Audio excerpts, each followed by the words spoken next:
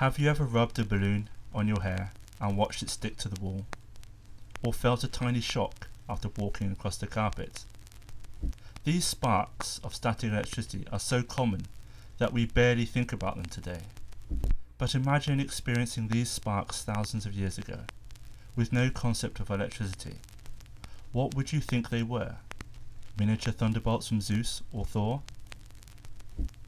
It started with a simple tweet. It came from a great account called Old Hollow Tree, who posts wholesome, family-friendly content on X. Here's the tweet. I want to know how people in the distant past who did not have an understanding of electricity thought about static build-up on their woolly clothes and blankets. What did a medieval peasant call the sparks he saw when rubbing his hands across a woolen blanket in the dark? This is the time of year when I start to think about static electricity a lot. The air dries out in Japan. On comes the jumpers and the warmer clothes. And eventually, so too the air conditioners are switched into heat mode. Now the door to the school office, only when leaving by the way, and the doors to the metal cabinets are traps waiting to electrocute me with static. It happens to a few teachers here and there. You hear them squeal and ooh. You sometimes even hear the spark. But for some reason, I, and my mother too back home, have a supercharged ability to generate static and get zapped every single time. Ever touched a doorknob and felt a sharp zap? That's static electricity in action. But what's actually happening? Let's break it down. Everything around us is made up of atoms, and atoms have tiny particles called electrons. Electrons carry a negative charge and can move from one surface to another. When you rub certain materials together, like socks on a carpet, electrons transfer from one surface to the other. This creates an imbalance, a build-up of electric charge, if you will. Now, when your body holds onto extra electrons and you touch a conductive surface like metal, the charges quickly equalize. That sudden movement of electrons, it's the zap you feel, it's the pain I feel. Static build-up is harmless, but it can be shocking, literally. So next time, remember, it's just physics at play. For millennia, people have been fascinated by static build-up, but even more so by a beautiful natural item which generates it when rubbed against wool. They had to interpret it through the lenses of philosophy, religion and mythology. Let's uncover how different cultures understood these sparks of the unknown and how these observations led to the invention of electricity. Where does the word electricity come from? It was first used in English in the 1640s. It is what is called a modern Latin coinage, that is to say, a new word in Latin which would not have existed in the original Roman vernacular. And this goes back to ancient Greece and a man named Thales of Miletus. Now, Thales of Miletus, who lived around 624 to 546 BC, was a pre-Socratic Greek philosopher and mathematician, often regarded as the first philosopher in Western history. He proposed that water is fundamental substance of all things, is credited with predicting a solar eclipse, and founding geometry principles, bridging natural phenomena and rational explanation. He also came up with the association between static electricity and the word electron. What does that mean? Well, it is the other half of this video's title, amber. For the word lovers among you, amber is from the Arabic anbar, and the English equivalent would have been eel sand. In modern English we would say elk sand, or glare, which means resin. Now Thales observed amber electron attracting light objects like straw after being rubbed on wool. This is the first recorded observation of what we now call static electricity. This became known as the amber effect and thus morphed into the word electricity. Now, just for a moment, let's go on a bit of a tangent. What is elk sand?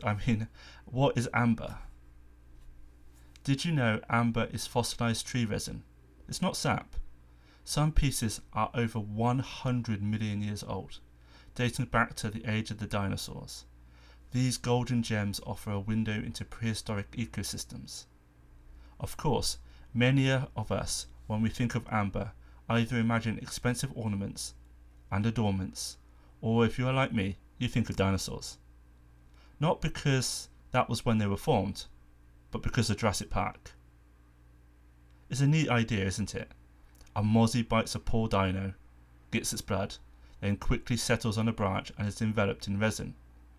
It turns into hard elk sand, amber, and millions of years later is found by someone, perhaps a farmer or a woodsman or a hunter-gatherer, and it ends up being traded. Let's do another aside. Did you know amber was so valuable that it has its own trade route, the Amber Road, connected the Baltic Sea to the Mediterranean, fueling trade for millennia? In more ancient times, Pliny the Elder wrote that a small amber sculpture was worth more than a healthy slave, while in the Baltic it was used as a currency for the exchange of goods with the Roman Empire. Today, amber sells for between $20,000 and $40,000, with most of it being collected in the Baltic states and in the Dominican Republic. It is estimated up to 1,500 metric tons of amber is collected each year. Now, back to the dinos. Then a scientist finds it, the amber, inserts a needle into it, and withdraws the dino blood from the mosquito, and then uses it to resurrect dinosaurs. If only it was possible, right? Sadly, DNA does not last particularly long unless preserved in special circumstances. While it is unknown how long it remains stable when trapped in amber, it is unlikely that it could last for tens of millions of years, let alone 100 million. There is no get out of entropy free card, guys. According to Dr. Corey Nislau, the record now stands at 1.2 million years. That's the longest surviving DNA we have in amber. But when you're talking about dinosaurs, you're talking about more than 60 million years. But we can dream, can't we? Because who doesn't want to see how the hell a Stegosaurus would function in the real world? I think I prefer that to trying to run away from a Tyrannosaurus Rex or a Velociraptor or any of the other nasty dinos that we get in the Jurassic Park movies. Let's get back to the main topic, shall we? Did people know about static electricity in the deep past, and what did they think it was? A fine question, but before we begin, let's be real. The vast majority of humans who have existed could not read or write, and so have not left their opinions on the matter with us. We cannot assume they understood it. Imagine gods or evil spirits, or jinn or elves, or if they had more rational explanations. Furthermore, just because they might have had a superstitious name for something, does not mean there was widely believed superstition relating to it. Do we really believe, for example, that Old English, before 1066, really thought amber was made from elks and sand, or by elks in sand, or that elks generated sand which happened to be amber? No, it's unlikely. The truth is, we just don't know. But some people did think about it and were able to write it down. So we can look at what they thought about the phenomenon. Let's go back to ancient Greece. Thales, whose name I'm probably mispronouncing in all kinds of different ways, is credited with one of the first observations on what happens when you rub amber on fur or wool. Afterwards, the amber could attract small objects like feathers or bits of straw. 300 years later, Theophrastus, one of Aristotle's students, let's remember that Aristotle favoured observation over indoctrination as a form of learning, described the properties of amber in his books On Stone. Pliny the Elder, a Roman, mentioned the attractive properties of amber in his Naturalis Historia. These observations from Thales and Theophrastus and Pliny the Elder eventually led to the 17th and 18th century studies on electricity by the likes of William Gilbert and Benjamin Franklin. More on those later. First, let's move quickly to India. One of the oldest texts to mention the attractive properties of some objects is the Atharva Veda, dating from around 1200 BC. There are no specific mentions of static electricity, but there was an awareness of the phenomenon. In China, another great civilization, there were a few writings on the subject. Some scholars mention that silk had magical qualities. There is also the acknowledgement that jade, too, had special nature. As smooth jade can also accumulate static when rubbed, this could be its special nature in action. Gei Hong, in his book Bao Puzi, also mentioned the special nature of objects, but again, nothing specific about static electricity. We also have the idea of qi. Qi is the life force of a person. It sustains all living things. I cannot help but wonder if people studying qi would have seen static as related somehow, a manifestation or release of life force. If you are a scholar of qi, let me know in the comments below if this has been studied or if static is mentioned by qi scholars. I would be very curious to know. We can speculate if fire and lightning are related to gods, then so too with static electricity. We do not know how prevalent it was, how many people had access to amber and silk. Probably not so many. Wool and amber in the right places such as the Baltic? Sure, that's more likely. But what about static shocks? It is possible, but most people did not have metal doorknobs, or metal doors, full stop. They had metal tools, but with wooden handles. There would have been fewer opportunities to get shocked. Lucky buggers. And then there is the environment. I know that my clothing, mixed with the air drying nature of air conditioners on heat mode, led to me getting more shocks from metal objects. But how about hearths and campfires, drafty homes with wattle door walls, thatched roofs, and not a pane of glass to be seen? I do not imagine the air being dry enough that just walking in the clothes would generate a static charge. Perhaps this is why thinkers frame their ideas around rubbing objects on fabrics rather than by generating static just by existing. And also, they had no rubber balloons. How sad.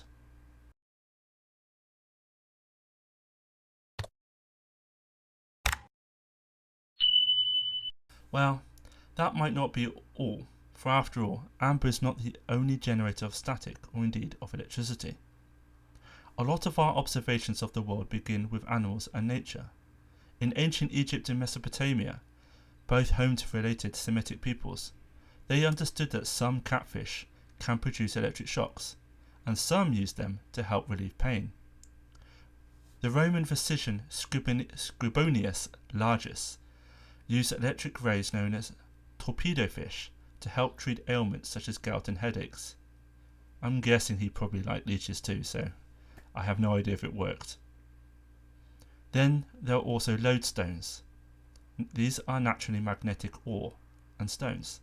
They are not electrical devices, but they did help lay the groundwork for understanding magnetic and electrical forces.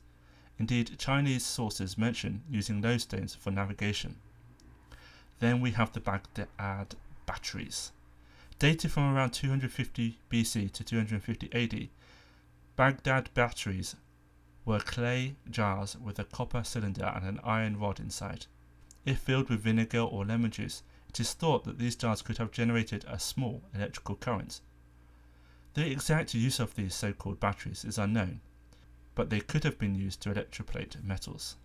Continuing the theme, many cultures saw lightning as divine or supernatural. In ancient cultures, lightning was often seen as a divine phenomenon, wielded by powerful gods. In Greek mythology, Zeus, the king of gods, held lightning bolts as symbols of his authority and wrath. Similarly, Norse mythology revered Thor, Thunor in Old English, the thunder god, who summoned lightning with his hammer, Mjolnir. For the Romans, Jupiter mirrored Zeus as the master of lightning. These associations reflect humanity's awe of nature's raw power, interpreting lightning as a manifestation of divine will, justice, or fury in their quest to explain the unknown. Static shocks during rituals could have been interpreted as omens of spirits. For example, an unexpected spark may have been seen as divine approval or warning. These parallel thoughts between observations by scholars and spiritual interpretations continued on into the medieval period. Luminaries such as Thomas Aquinas, Albertus Magnus in Germany, or Roger Bacon in England noticed these effects, amber continued to be mentioned in bestiaries as a natural wonder. Alchemists who wished to turn iron into gold mentioned amber's properties too. William Gilbert, an English physician and scientist, is often celebrated as the father of electricity and magnetism. In 1600, he published De Magnete, a groundbreaking work that laid the foundation for the study of electromagnetism. Gilbert conducted extensive experiments with various materials, including amber, glass, and metals, discovering that rubbing certain substances could generate an attractive force, which he called electricus, a term derived from the Greek word for amber, electron. He distinguished between magnetic and electrical forces, showing that they were different phenomena but shared similar principles. His meticulous observations also described the Earth as a giant magnet, revolutionizing our understanding of magnetism. Gilbert's work marked the beginning of a scientific approach to studying electrical and magnetic properties, moving away from mystical interpretations. His contributions influenced future scientists, laying crucial groundwork for the later developments by figures such as Benjamin Franklin and Michael Faraday.